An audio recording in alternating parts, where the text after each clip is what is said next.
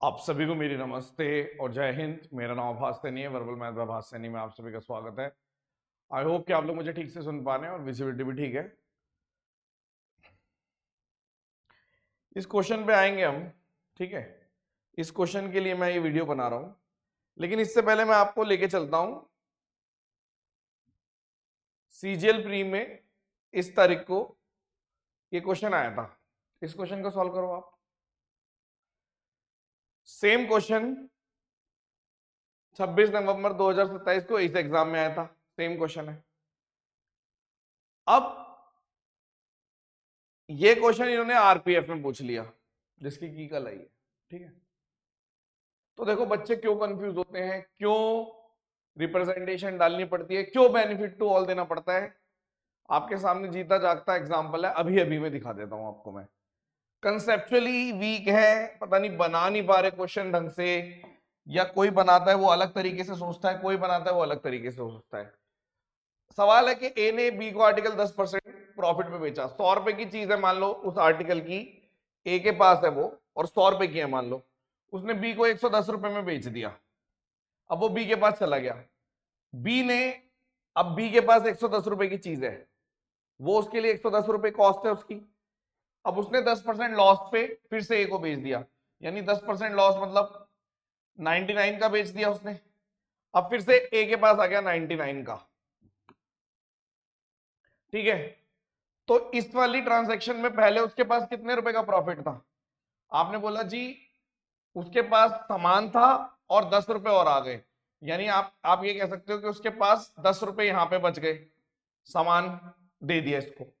अब उसके बाद दोबारा से सामान आ गया वो, और 1 रुपए और बच गए।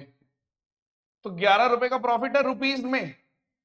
और अगर हम देखें 11 रुपए का प्रॉफिट है ए को, वो भी 100 रुपए पे है ना, तो 100, ये 11% का प्रॉफिट हो गया ना ए को। आपने बोला ठीक है, इसमें आप ये क्यों बता रहे हो, ये तो दुनिया जानती है, इसको बताने का कोई मतलब नहीं बनता।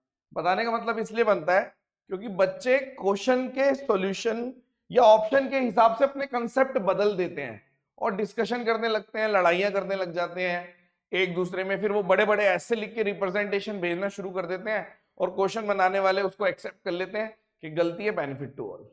आप समझो मेरी बात।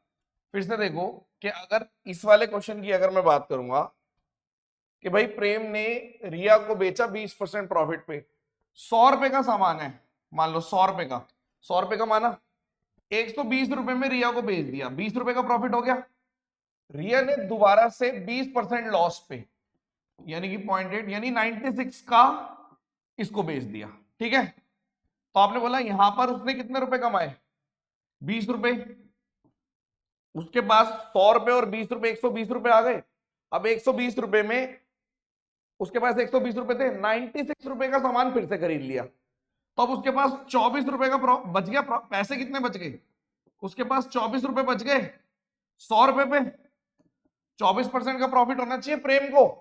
अब इन्होंने लिख रखा है 25% का प्रॉफिट, और आंसर भी ये दे रखा है, और बच्चों ने मान लिया कि नहीं, इसका कंसेप्ट ऐसे नहीं आएगा, इसका कंसेप्ट ये आएगा कि 24 रुपए का प्रॉफिट है और इस पे 96 पे, यानी कि 1/4 यानी 25% का प्रॉफिट ऐसे होगा।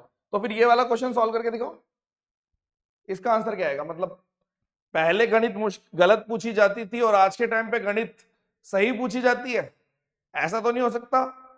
सालों से गणित एक जैसी है, मैथ्स तो मैथ्स है। आज कर लें, 10 साल बाद कर लें, 20 साल बाद कर लें, 20 साल पहले की मैथ्स। ऐसा तो नहीं था कि पहले प्रॉफिट को लॉस बोलते थे और लॉस को प्रॉफिट बोलते थे, या बेस बदल जाएगा। भाई बेस क्या है? बेस तो यही है ना कि जो सामान था वो 100 रुपए का, आपने माना कि मेरे पास 100 रुपए का सामान है और वो मैंने 120 रुपए का बेच दिया, यानी कि अब मेरे पास, पहले मेरे पास सिर्फ सामान था मान लो। आपने बोला कि आपके पास कोई आर्टिकल था ए, ठीक है। उसके बाद आपके पास 120 रुपए आ गए क्योंकि आपने भेज दिया। फिर उसके बाद आपके पास 96 का सामान ले लिया, यानी 24, और फिर आर्टिकल आ गया। यानी कि आपके पास एक तरीके से ये स्टेप 1 था और फाइनल स्टेप ये था। तो आपके पास यहां से यहां पे कितने रुपए का डिफरेंस है? 24 रुपए का, यानी प्रॉफिट तो 24 रुपए का है। और किस पे? इस पे ना, बेस क्या था, शुरुआत जिससे चलेगी वही तो बेस होगा। तो आपने इसको क्या माना था, 100 रुपए माना था जी, तो प्रॉफिट कितना है, 24%। तो कल को अगर ये क्वेश्चन आ गया तो फिर से लोग, अब गलती क्या होती है, लोग सॉल्व करते हैं, की सॉल्व करते हैं। अब जैसे आरपीएफ वाली हो गई, अब आपने बोला ये सबने सॉल्व करनी शुरू कर दी जो की है ये। अब इसमें एक कंसेप्ट है, बच्चे बोलेंगे कंसेप्चुअली जब वो पढ़ेंगे तो वो ये मान लेंगे जो कि गलत है, और एसएससी जैसी क्वेश्चन पूछेगा फिर से। तो ये सब चीजें हम आपको, इसलिए मैंने वीडियो बनाई। इसके अलावा अगर आपको किसी भी क्वेश्चन में, देखो मेरे पास क्वेश्चन भेजोगे तो मैं जरूर वीडियो बनाऊंगा। अच्छा क्वेश्चन होना चाहिए, घटिया क्वेश्चन पूछोगे तो उसकी कोई वीडियो बनाने की जरूरत नहीं है। दुनिया करा ही रही है रेगुलर आपको सॉल्व। कहीं पे चैलेंजिंग चीज आती है, कंफ्यूजिंग चीज आती है, बढ़िया क्वेश्चन आता है, बेझिझक मुझे आप ईमेल करिए verbalmathbyabhasani@gmail.com पे। ठीक है, समझ में आई बात? धन्यवाद, आगे बढ़ते हैं, फिर से मिलते हैं। अगर कोई और अच्छा क्वेश्चन आपको मिलता है आप मेरे को भेजना, मैं शॉर्ट वीडियो बनाऊंगा। धन्यवाद।